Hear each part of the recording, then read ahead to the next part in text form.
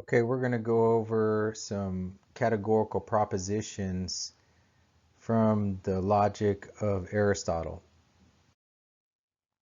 Now there's four categorical propositions. The first one is all men are mortal. That's an A statement. That's the name of it, okay?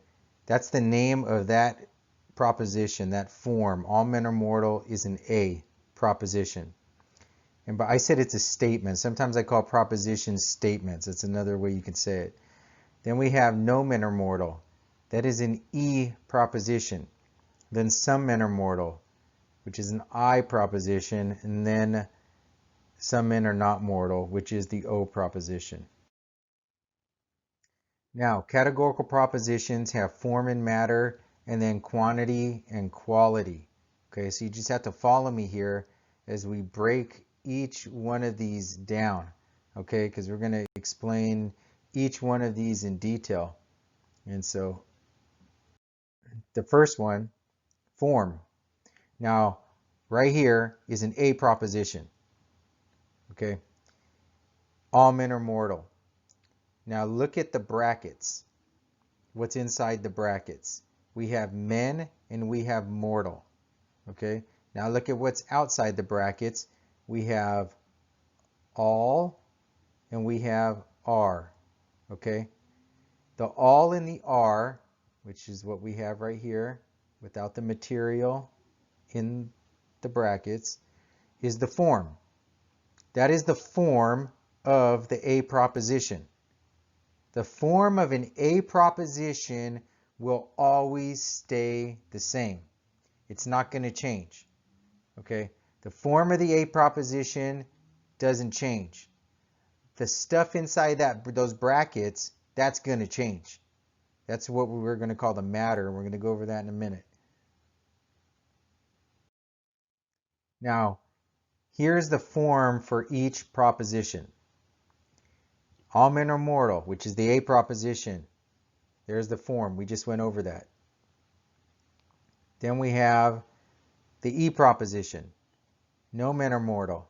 There's the form. No and are the form. In other words, for the E proposition, it's always going to have that form. No and are. Okay? Then we have, right here, we have the I proposition. And so it has the form some and are. Okay? It's always going to have that form. Now that form can be represented with different words. Okay, so I just wanted, because you're going to see a bunch of different types of sentences in any book that you read. But whatever the proposition, whatever the sentences you read, the propositions, you'll be able to throw them into one of these four forms right here. Okay, so last one, right here, this is the O proposition. The last one is some men are not mortal. That is, let me erase, this looks like I'm making it the I. That's not the I, that's not the I, I'm erasing that. So this is the O proposition. Some are, okay? Some are. So moving on. The matter, moving on to the matter. So you understand what the form is. The form doesn't change. But the stuff inside the brackets, which is the matter, that stuff's going to change all the time. Okay, but for the examples I'm giving, I'm using the same matter. Okay, so look at this.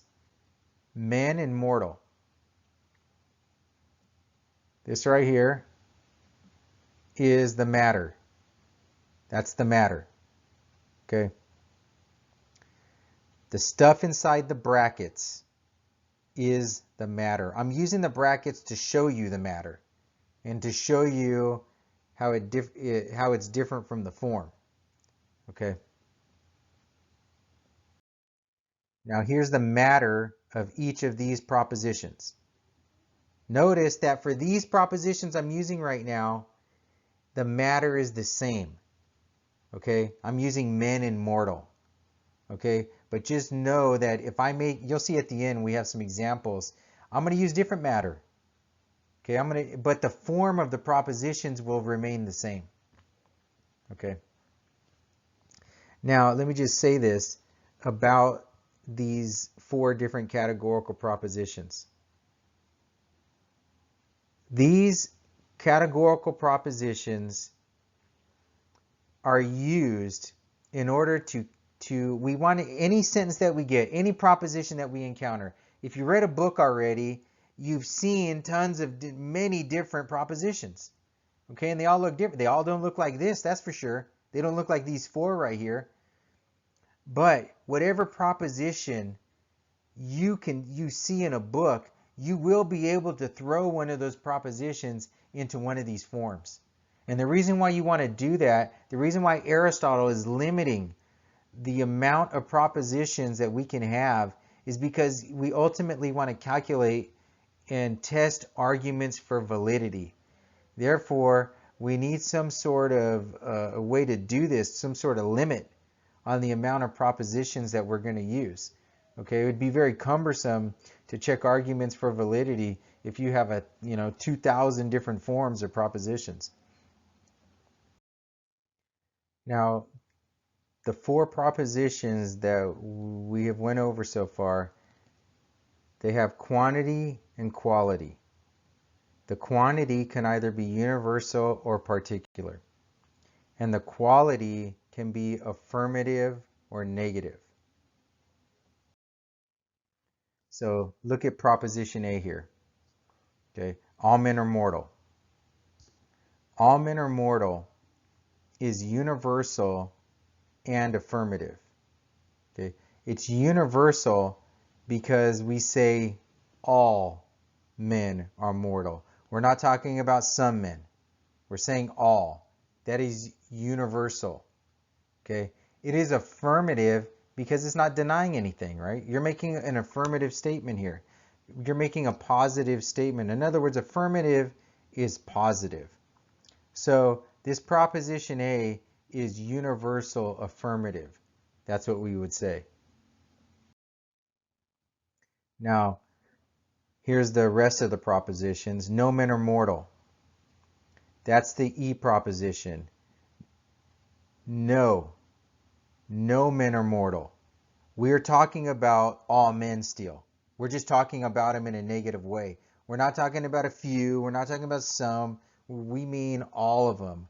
All of them are not something, right? So when we say no men are mortal, that is universal, okay? But it's also negative, okay? It's not affirmative. It's not affirmative like the A proposition we just did. Okay, let's look at the next one. This one right here, that is the I proposition. Some men are mortal. Now we are talking about some. We're not talking about all anymore. So it's particular, okay? And it's not denying anything. There's no or not. There's not a word like that in there. So it is affirmative. Remember, another word for affirmative is positive, but we use affirmative. And then the last one, right here. Some men are not mortal. Here we have particular. Okay, we're talking about some, not all. And then we have negative because of this word right here, not. Okay, so this is a negative. So for the O proposition, the last one here, we would say it is a particular negative. Okay, let's go over these 4 examples. Number 1 says some dogs are brown. Now the first thing we're going to do is we're going to name the proposition, and the name of this proposition is an I proposition. Okay, and then we're going to say the form of the proposition, and the form is some are. And then we're going to name the matter. The matter is dogs and brown. And then we're going to tell the quantity of the proposition. The quantity is particular. Okay, it's particular because we're not talking about all dogs. We're just talking about some dogs. And the quality would be affirmative. Okay, it's affirmative because it's stating something in a positive manner. It's not denying something. Number 2, the name of this proposition for number 2, no tables are blue. The name of it is an E proposition. The form is no and are. That is the form. The matter is tables and blue. Okay. The quantity is universal because we are talking about all tables. We're not talking about a few tables. So the quantity is universal. The quality is negative. This is a negative proposition because we are denying something here. We have the word no. Okay, so number 3. The name of this proposition is the O proposition. And the form of it is some are not. That is the form of the proposition. Some are not. The matter is pencils and broken. That is the matter of the proposition. Okay, the quantity is particular. It's particular quantity. We're not talking about all pencils here. Okay, about all pencils are not broken. The quality is negative. It is negative because the form has a denial in it. Okay, the not. Number 4. First of all, we're going to name the proposition. This proposition should look familiar to you. It's an A proposition. Okay, the form of it is all are. Okay, the matter is spirits and immaterial. Okay, the quantity of this proposition is universal. It is universal because we are talking about all spirits being immaterial. Okay, all. The quality of this proposition is affirmative. It is an affirmative proposition. In other words, it is stating something positively. Okay, it is not denying something. So it is, the quality is affirmative for that A proposition. And just keep in mind, and when we say A, E, I, or O, the quality and the quantity of these propositions don't change. So if you have an A proposition, it's always going to be a universal affirmative. And likewise for the quality and quantity of the other propositions, the quality and quantity is just not going to change. The matter is what's going to change.